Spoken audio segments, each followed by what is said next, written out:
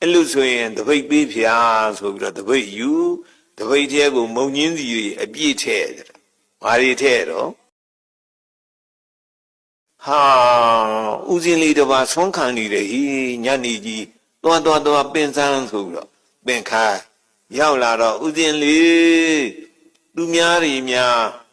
မနဲ့ခင်းဆုံးခံတယ်အရှင်ဘုရားကညနေကြီးဆုံးခံသလားညဆုံးစားသလားလို့မေးတယ်သမီးတော်လေးရဲ့ကြည်ပါဆိုတပိတ်လှပ်ပြတယ်ဟောတဲ့ဆွန်းနေဆွန်းရတွေမပါပါဘူးစီရီပါလို့ပြောတယ်စီပါလို့ကိုယ်တော်တို့သူများချက်ပြီးပြုတ်ပြီးသားစားတာစီပါလို့ရတာတော့သမီးတော်လေးနဲ့ညမြတ်စွာဘုရားတရားဟောတယ်ဆိုတရားလာနာကြတဲ့လူတွေတကားတွေတကမတွေအမှောင်နဲ့ဟိုနင်းဒီနင်းနဲ့ခလုတ်တိုက်မိသူးကြီးနဲ့အဲ့လိုဒုက္ခရောက်လို့ကျုပ်ကစီမီပူဇော်စီမီကွက်လေးတွေပူဇော်သွားတဲ့လာတဲ့လမ်းကိုပူဇော်ထားဘုရားကျောင်းတော်လဲပူဇော်တာသမီးတော်လေးရဲ့ဩအဲ့လိုလားဖေအဲ့လိုဆိုရင်တပိတ်ပေးဖေ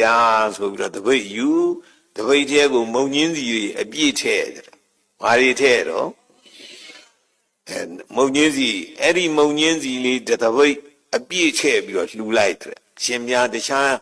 အိမ်ဒီသွားနေရင်ပင်မညောင်းတယ်ဖေမညောင်းအောင်ဒီလိုလုပ်ပါ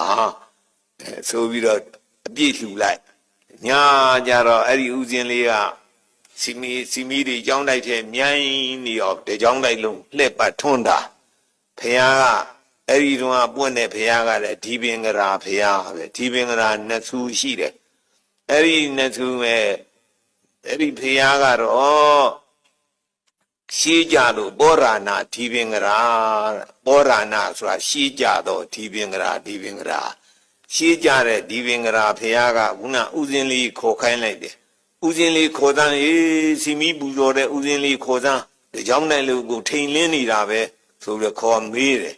ဦးစင်းလေးမင်းဘယ်အစီတွေရတော့တကြောင်းလုံးကိုလင်းနေပါလားအဲဒီတော့အဲ့ဒါဒီလိုမီးတွေဓမီးတွေရှိပုံမပေါ်ပါဘူးနော်အဲဒီစီမီနဲ့ပဲထွန်းတော့တပည့်တော်ညနေစီသွန်းခံသွားတာဗျာဘင်းသမီးတော်လေးကလှူလိုက်လို့ပါဗျာအရှင်ဘုရားနှမတော်လေးကလှူလိုက်လို့ပါဗျာအဲ့ဒီဖယားနဲ့ခုနကတပင်နိုင်မြန်နှန်းနဲ့နေတဲ့သမီးတော်လေးကဘုရင်သမီးတော်လေးကလည်းမောင်နှမတော်တဲ့တို့မကြောင့်အရှင်ဘုရားနှမတော်လေးကလှူလိုက်လို့ပါဖယားလို့လျှောက်တော့အေးနှမတော်လေးသမီးတော်လေးတော်လိုက်တာဘာစုညာပန်တဲ့တော့တပည့်တော်မေးကြည့်တယ်ဗျာသမီးတော်လေးဘာစုပန်တော့လို့မေးတော့ဖယားစုပန်တယ်လို့ပြောပါတယ်ဖယားသူကဖယားဖြစ်ခြင်းပါတယ်ဖယား